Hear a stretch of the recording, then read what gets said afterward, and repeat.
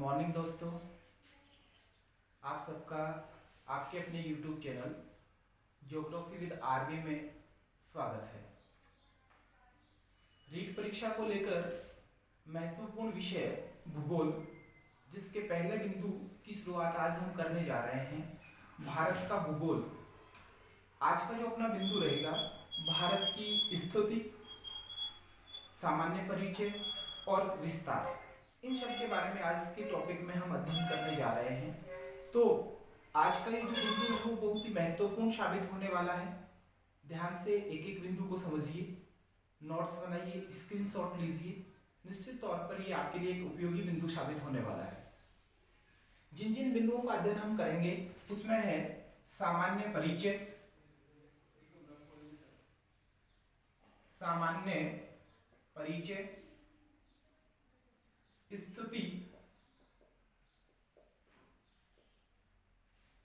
और विस्तार। इन बिंदुओं पर हम चर्चा करेंगे। बात करें अगर हम सामान्य परिचय की, तो सामान्य परिचय ये आर्य वंश का प्रतापी शासक हुआ था भरत, और आर्य वंश के इस प्रतापी राजा भरत के नाम पर इस संपूर्ण क्षेत्र का नाम भारतवर्ष पड़ा।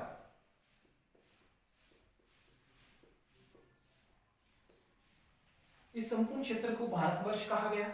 उसके बाद ईरानियों ने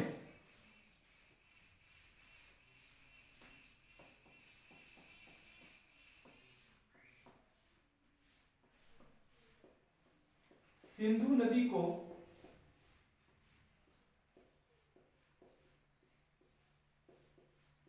हिंदू नदी कहा।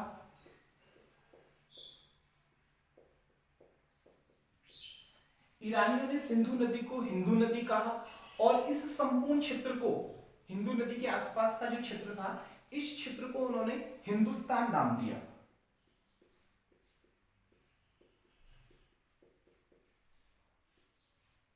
इसके बाद यूनानी आए, और यूनानियों ने सिंधु नदी को तो इंडस कहा,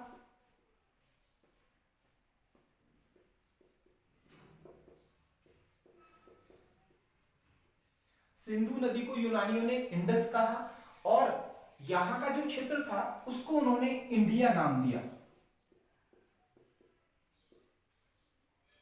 ये है अपना जो देश है, इसका एक सामान्य परिचय कि आर्य वंश का एक शासक, प्रतापी शासक हुआ था भरत, उसके नाम से ये भारतवर्ष के नाम से जाना जाता है। ईरानी आए, ईरानियों ने सिंधु नदी को हिंदू नदी कहा, और इसकी वजह से ये हिंदुस्तान कहलाया। यूनानी आए, और यूनानियों ने सिंधु नदी को इंडस कहा, और इस क्षेत्र को उन्होंने इंडिया कहा। उसके बाद सबसे महत्वपूर्ण बिंदु जो है वो आता है स्थिति को लेकर, कि भारत की स्थिति क्या है वैश्विक दृष्टि से और एशिया महाद्वीप दोनों की दृष्टि से भारत की स्थिति क्या है। यहां से साथियों प्रश्न पूछे जाते रहे हैं, तो इसे हम समझने का प्रयास करेंगे एक मानचित्र के माध्यम से।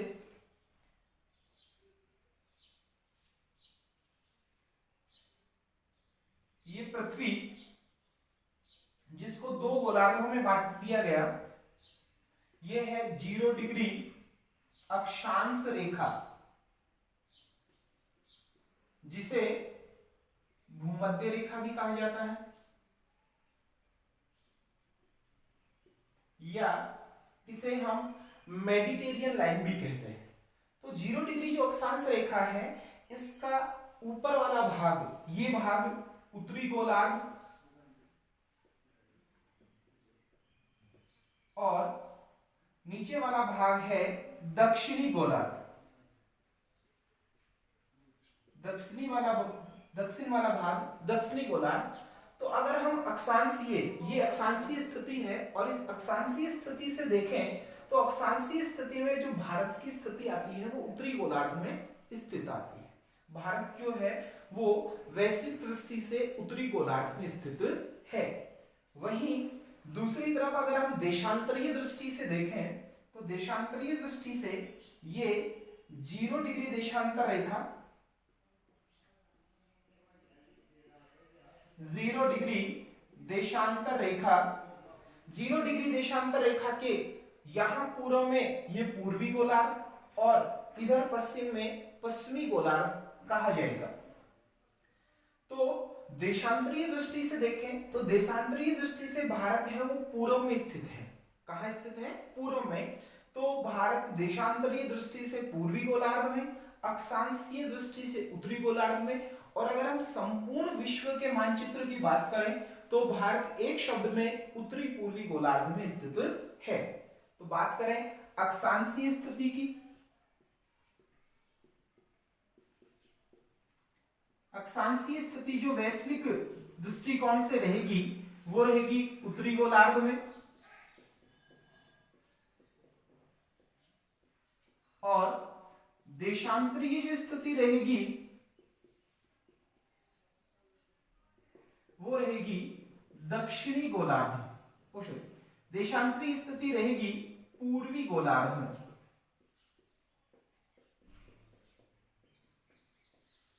पूर्वी गोलार्ध में। अगर एक शब्द में से हम बात करें तो ये कहलाएगा वैश्विक दृष्टि से उत्तरी पूर्वी गोलार्ध में। यहां पर अपने भारत की ये स्थिति है तो इस दृष्टि से यह उत्तरी पूर्वी गोलार्ध में स्थित है। वैश्विक दृष्टि से, वैश्विक मानचित्र में।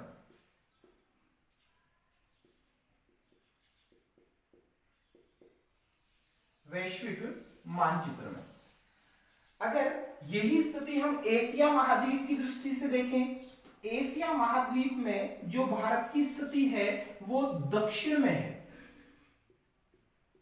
एशिया महाद्वीप में जो भारत की स्थिति है वो कहां पर है? दक्षिण में। स्थिति को लेकर अगर दो प्रश्न अपने सामने बनते हैं तो वो ये है कि वैश्विक मानचित्र में भारत की स्थिति उत्तरी पूर्वी गोलार्ध में, अक्षांशीय स्थिति की बात करें तो उत्तरी गोलार्ध में, देशांतरीय स्थिति की बात करें तो पूर्वी गोलार्ध में, और एशिया के संदर्भ में बात करें तो यह दक्षिण एशिया में स्थित है। उसके बाद आता है विस्तार। भारत का विस्तार कहां से कहां तक है? साथियों एक बार यहां तक का आप एक स्क्रीनशॉट ले सकते हैं या मेरे साथ साथ अपनी कॉपी में नोट्स उतार सकते हैं। इसके बाद एक मानचित्र के माध्यम से हम भारत की सीमाओं का विस्तार और इसका क्षेत्रफल ये सभी पढ़ेंगे। एक बार आप यहां तक का स्क्रीनशॉट ले सकते हैं।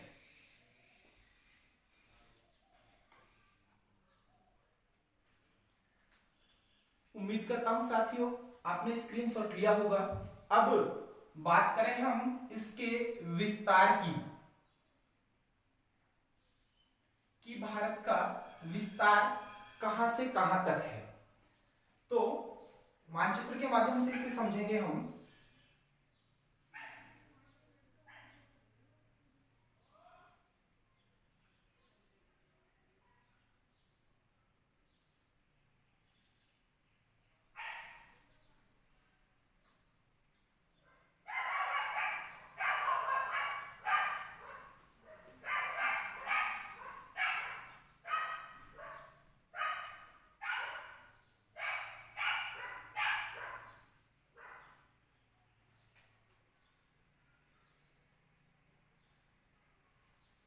ये एक सामान्य सा मानचित्र भारत का।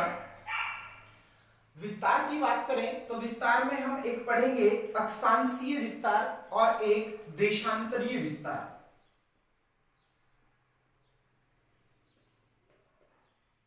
अक्षांशीय विस्तार, देशांतरीय विस्तार,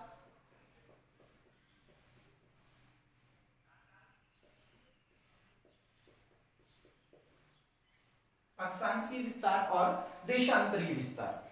जैसा कि वैश्विक दृष्टि से अपन ने देखा था पृथ्वी के संदर्भ में, ये पृथ्वी जिसमें भारत उत्तरी गोलार्ध में स्थित था और देशांतरीय दृष्टि से ये पूर्वी गोलार्ध में स्थित था। उत्तरी गोलार्ध और पूर्वी गोलार्ध। तो देखिए भारत की स्थिति इस वैश्विक दृष्टिकोण से यहां पर थी। तो देखिएगा ये भूमध्य रेखा के उत्तर में स्थित है, भूमध्य रेखा के उत्तर में स्थित है।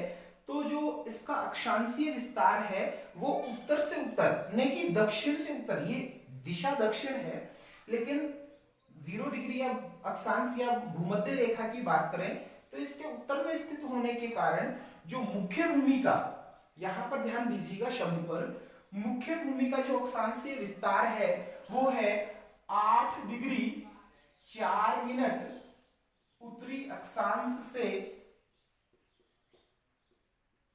37 डिग्री 6 मिनट उत्तरी अक्षांश तक। ये भारत का अक्षांशीय विस्तार है मुख्य भूमि का।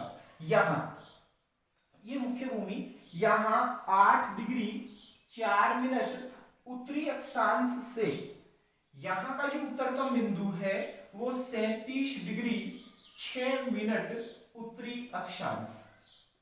ये है भारत का अक्षांशीय विस्तार मुख्य भूमि का।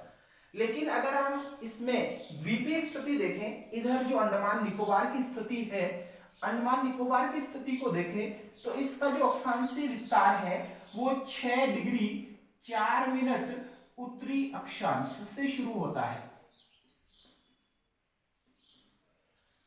द्वीपीय स्थिति की बात करें तो 6 डिग्री 4 मिनट उत्तरी अक्षांश से होगा, और मुख्य भूमि का जो अक्षांशीय विस्तार है वो 8 डिग्री 4 मिनट उत्तरी अक्षांश से 37 डिग्री 6 मिनट उत्तरी अक्षांश तक है।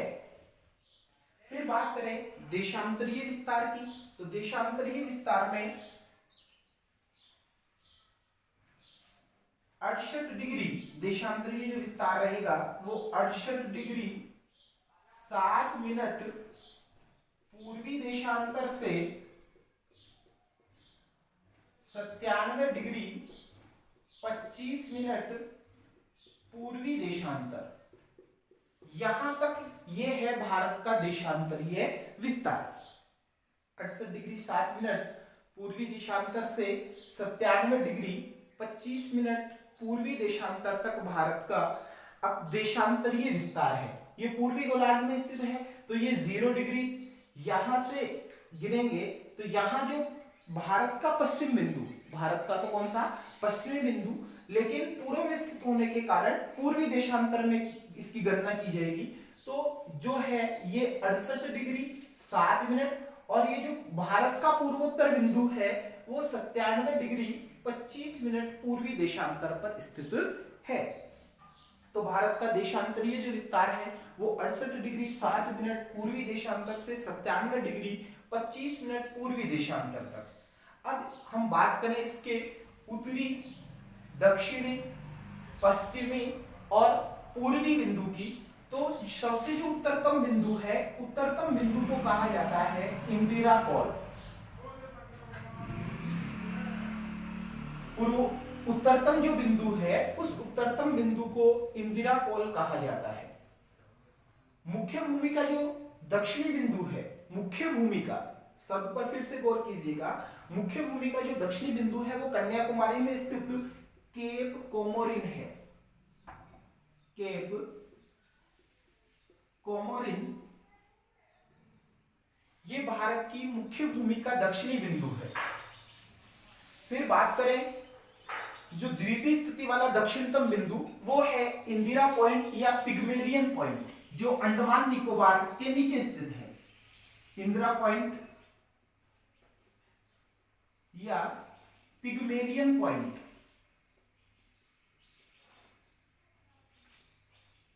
इंदिरा पॉइंट या पिग्मेलियन पॉइंट जो कि अंडमान निकोबार द्वीप समूह के नीचे स्थित है। ये भारत का दक्षिणतम बिंदु, यहां से देखो प्रश्न पूछा गया है पिछली फर्स्ट ग्रेड एग्जाम में कि भारत का दक्षिणतम बिंदु कौन सा है। तो दक्षिणतम अगर बिंदु की बात करेंगे तो वो आएगा इंदिरा पॉइंट, जो पिग्मेलियन पॉइंट के नाम से भी जाना जाता है।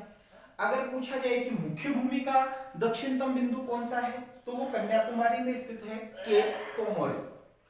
सबसे पूर्वी बिंदु की अगर हम बात करें, पूर्वोत्तर जो अरुणाचल प्रदेश में स्थित है वो है किबीथु।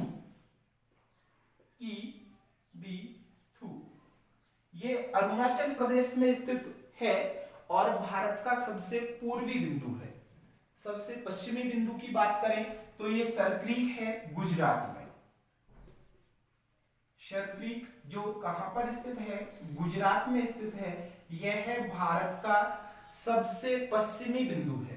तो फिर फिर से एक बार देखेंगे, सबसे उत्तरी बिंदु इंदिरा कॉल जो जम्मू कश्मीर में है, मुख्य भूमि का दक्षिणतम बिंदु केप कोमोरिन जो कन्याकुमारी में है, भारत का सबसे दक्षिणतम बिंदु इंदिरा पॉइंट या पिग्मेलियन पॉइंट भी जिसे कहेंगे, वो अंडमान निकोबार द्वीप समूह के नीचे स्थित है, सबसे पूर्वी बिंदु किवीथू जो कि अरुणाचल प्रदेश में स्थित है, और सबसे पश्चिमी बिंदु शर्करीक जो गुजरात में स्थित है। अब आगे भारत की उत्तर से दक्षिण की लंबाई और पूर्व से पश्चिम की चौड़ाई, इस संदर्भ में हम चर्चा करेंगे। तो उत्तरी बिंदु से लेकर और दक्षिण तक जो बिंदु है भारत का केप कोमोरिन, उत्तर से लेकर दक्षिण तक जो बिंदु है इंदिरा कॉल से केप कोमोरिन, वहां तक भारत की कुल लंबाई 3214 किलोमीटर है। तो भारत की उत्तर से दक्षिण की जो लंबाई है वो है 3214 किलोमीटर, और पश्चिम से लेकर पूर्व की जो चौड़ाई है, पश्चिम से लेकर पूर्व की जो चौड़ाई है वो है 2933 किलोमीटर, 2933 किलोमीटर। ये है भारत की पूर्व से पश्चिम की चौड़ाई। उत्तर से दक्षिण की लंबाई 3214 किलोमीटर, पूर्व से पश्चिम की या पश्चिम से पूर्व की जो चौड़ाई है वो है 2933 किलोमीटर। इस देश की कुल क्षेत्रफल की अगर हम बात करें तो क्षेत्रफल जो है भारत का, कुल क्षेत्रफल जो है वो है 32,87,263 वर्ग किलोमीटर। ये है भारत का कुल क्षेत्रफल। क्षेत्रफल की बात करें तो 32,87,263 वर्ग किलोमीटर ये भारत का क्षेत्रफल है, और यह क्षेत्रफल की दृष्टि से विश्व का 7वां बड़ा देश है, 7वां बड़ा देश है। विश्व में क्षेत्रफल की दृष्टि से भारत का 7वां स्थान आता है। 7 से पहले जो 6 देश हैं उनके संदर्भ में भी हम थोड़ा सा देख लेते हैं कि वो 6 देश कौन कौन से हैं। तो क्षेत्रफल की दृष्टि से सबसे पहले नंबर पर आता है रूस, फिर आता है कनाडा, फिर आता है चीन, फिर आता है यूएसए, फिर ब्राजील, फिर ऑस्ट्रेलिया, और 7वें नंबर पर आता है अपना भारत। ये क्षेत्रफल की दृष्टि से विश्व के 7 बड़े देश हैं। पहले नंबर पर रूस, दूसरा कनाडा, तीसरा चीन, चौथा यूएसए, पांचवा ब्राजील, छठवां ऑस्ट्रेलिया, और 7वें नंबर पर आता है अपना भारत। इसको एक सामान्य से सूत्र की सहायता से भी हम याद कर सकते हैं। रुक, चीन, अमेरिका, ब्राजील और ऑस्ट्रेलिया भारत के साथ हैं। इसको यहां पर अपन थोड़ा सा लिख लेते हैं। रुक, चीन, अमेरिका, ब्राजील, ऑस्ट्रेलिया भारत के साथ हैं।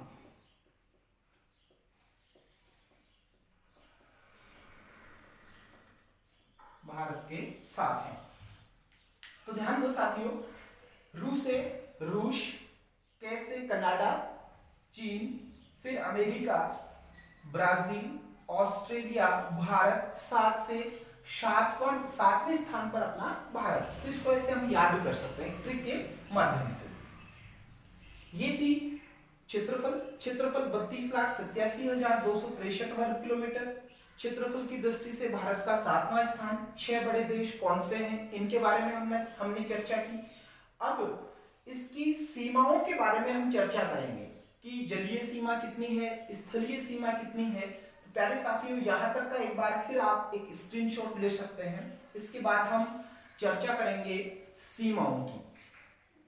स्क्रीनशॉट यहां पर आप ले सकते हैं।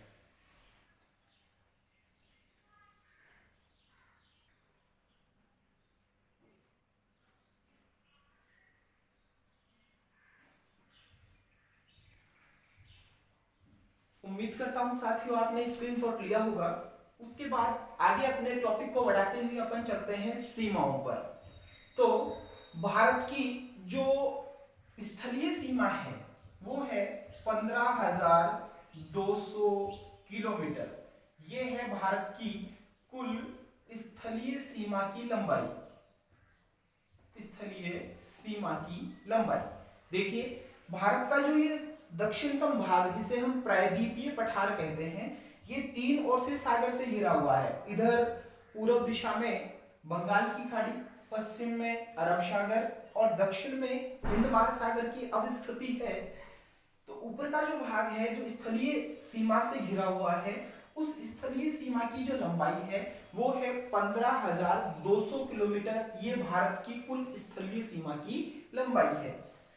अगर हम तटीय सीमा की बात करें या जलीय सीमा की बात करें तो तटीय सीमा की जो लंबाई है वो 6100 किलोमीटर है। तटीय सीमा की कुल लंबाई, तटीय सीमा की जो कुल लंबाई है, मुख्य भूमि की बात कर रहे हैं तो मुख्य भूमि की जो तटीय सीमा की कुल लंबाई है वो है 6100 किलोमीटर। अगर इसमें लक्षद्वीप और अंडमान निकोबार द्वीप समूह है, इन द्वीपों को भी जोड़ दिया जाए, उनकी तटीय सीमा को भी जोड़ दिया जाए तो ये है 7,516.6 किलोमीटर। ये द्वीपीय सीमा को शामिल करते हुए, द्वीपीय सीमा को सम्मिलित करते हुए,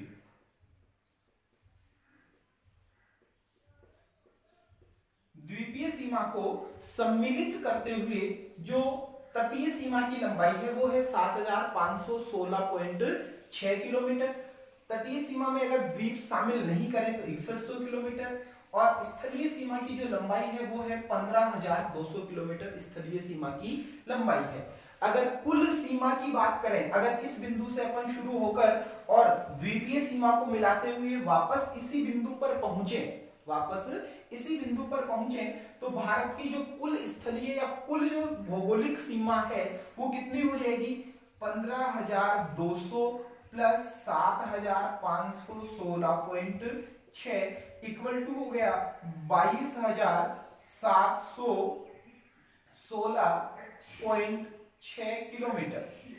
22,716.6 किलोमीटर ये भारत की कुल भौगोलिक सीमा है, द्वीपीय सीमाओं को शामिल करते हुए। दोस्तों, एक और एग्जाम में प्रश्न पूछा हुआ है, इसके संदर्भ में आगे की चर्चा अपन करेंगे कि ये जो नीचे वाला प्रायद्वीपीय पठार है जिसमें तीनों ओर सागर है, वहां किस सीमा तक भारत की सीमाएं हैं। तो देखिए, यहां पर 3 क्षेत्र होते हैं और समुद्र स्थित होने के कारण इस दूरी को मापा जाता है समुद्री मील में। इसमें मापा जाएगा इसको समुद्री मील में। और एक समुद्री मील का मान जो होता है वो होता है 1 समुद्री मील बराबर 1.8 किलोमीटर। एक समुद्री मील का जो मान होता है वो होता है 1.8 किलोमीटर। तो प्रादेशिक सीमा 3 भागों में बांटा गया है। देखो, ये जो भारत का मुख्य सीमा है, उस मुख्य सीमा से लेकर और 12 समुद्री मील तक, 12 समुद्री मील मुख्य जो सीमा है, उस मुख्य सीमा से लेकर 12 समुद्री मील तक, यहां तक अगर हम मान लें इसको कि 12 समुद्री मील, तो यहां तक का जो क्षेत्र है इसे कहा जाता है प्रादेशिक सीमा। इसे क्या कहा जाता है? प्रादेशिक सीमा।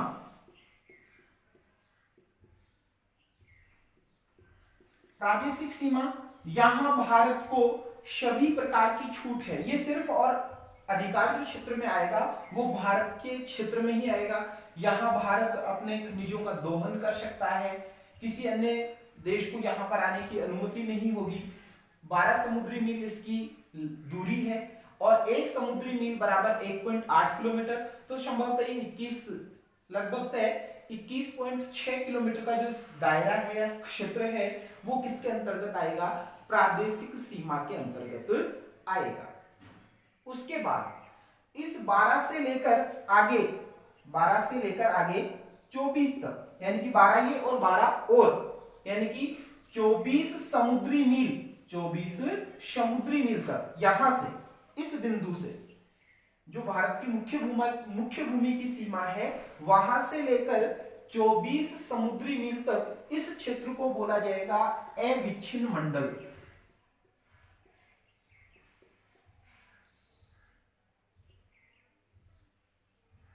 अविच्छिन्न मंडल, इस 24 समुद्री मील तक के क्षेत्र को बोला जाएगा अविच्छिन्न मंडल। और मुख्य भूमि से लेकर, इस मुख्य भूमि से लेकर और 200 मील समुद्री, 200 समुद्री मील इस क्षेत्र को बोला जाएगा ईईजेड, अनन्य आर्थिक क्षेत्र। ईईजेड अनन्य आर्थिक क्षेत्र।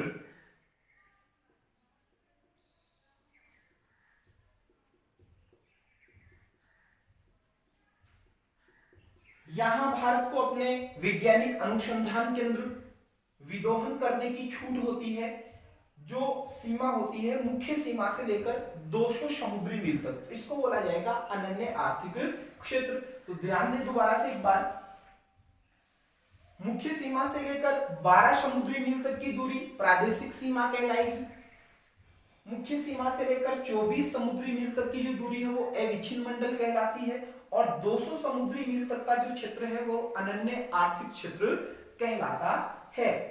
एक समुद्री मील में 1.8 किलोमीटर होते हैं। व्याख्याता भर्ती परीक्षा में प्रश्न पूछा गया था कि भारत की प्रादेशिक सीमा का विस्तार कितना है, और वहां किलोमीटर में दिया गया था। वहां क्या दिया गया था? किलोमीटर में। तो किलोमीटर में हम आसानी से ज्ञात कर सकते हैं अगर हमें पता हो कि एक समुद्री मील बराबर कितना होता है, 1.8 किलोमीटर।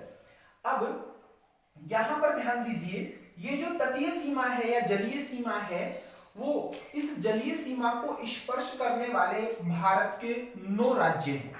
9 राज्य ऐसे हैं भारत के जो जलीय सीमा या तटीय सीमा बनाते हैं। 9 ऐसे राज्य हैं जो जलीय या तटीय सीमा बनाते हैं। और सबसे लंबी तटीय सीमा वाला जो राज्य है वो है गुजरात। सबसे लंबी तटीय सीमा वाला राज्य कौन सा है? गुजरात। प्रश्न बहुत बार पूछा गया है, एक बार केबीसी में भी आया हुआ प्रश्न है, कौन बनेगा करोड़पति में भी पूछा गया प्रश्न है, कि दोनों प्रश्न पूछे गए हैं। कितने ऐसे राज्य हैं जो जलीय सीमा बनाते हैं? तो 9 राज्य हैं। दूसरी बात, सबसे लंबी, गुजरात है वो क्या है? सबसे लंबी तटीय सीमा वाला राज्य। सबसे लंबी तटीय सीमा वाला राज्य, सबसे लंबी तटीय सीमा वाला राज्य गुजरात। दूसरे नंबर पर आता है आंध्र प्रदेश। दूसरे नंबर पर जो आता है वो आता है आंध्र प्रदेश। और सबसे छोटी समुद्री सीमा वाला जो राज्य है वो है गोवा। सबसे छोटी समुद्री सीमा वाला राज्य कौन सा है, या तटीय सीमा वाला राज्य कौन सा है? गोवा। तो जो महत्वपूर्ण प्रश्न यहां से बन रहे हैं उनके बारे में हम फिर से एक संक्षिप्त तौर पर चर्चा कर लेते हैं। स्थलीय सीमा की कुल लंबाई 15,200 किलोमीटर है। तटीय सीमा, मुख्य जो तटीय सीमा है द्वीपों को छोड़कर, वो है 6100 किलोमीटर। अगर इसमें द्वीपों को भी सम्मिलित कर लिया जाए तो वो आती है 7516.6 किलोमीटर। और 3 समुद्री सीमाएं जो समुद्र में विस्तार है, उन सीमाओं का क्या है कि 12 मुख्य भूमि की सीमा से लेकर और 12 समुद्री मील तक की दूरी कहलाती है प्रादेशिक सीमा। मुख्य भूमि से लेकर 24 समुद्री मील तक की जो दूरी कहलाती है वो अविच्छिन्न मंडल कहलाती है। और 200 समुद्री मील तक की दूरी को अनन्य आर्थिक क्षेत्र कहा जाता है, जहां भारत को वैज्ञानिक अनुसंधान केंद्र और अपने वैज्ञानिक अनुसंधान केंद्र और विदोहन करने की यहां पर छूट रहती है। एक समुद्री मील की जो दूरी होती है वो 1.8 किलोमीटर होती है। 9 राज्य ऐसे हैं जो तटीय सीमा बनाते हैं, जिसमें सबसे लंबी तटीय सीमा वाला राज्य है वो गुजरात है। दूसरी सबसे लंबी तटीय सीमा आंध्र प्रदेश की है। और सबसे छोटी तटीय सीमा वाला राज्य है वो गोवा है। आज की क्लास में साथियों इतना ही। आगे कल की क्लास में इसी टॉपिक को हम निरंतर जारी रखेंगे। प्लीज ध्यान से अपने एक एक बिंदु को आप समझने का प्रयास कीजिए। मैं चैनल के माध्यम से आपको विश्वास दिलाना चाहता हूं कि इसी संदर्भ के साथ, इसी पूरी निष्ठा के साथ लगातार हम आपसे जुड़े रहेंगे। प्लीज आपके अपने चैनल ज्योग्राफी विद आरवी को शेयर कीजिए, ज्यादा से ज्यादा लाइक कीजिए और सब्सक्राइब कीजिए। धन्यवाद। आप इसका एक स्क्रीनशॉट ले सकते हैं। धन्यवाद।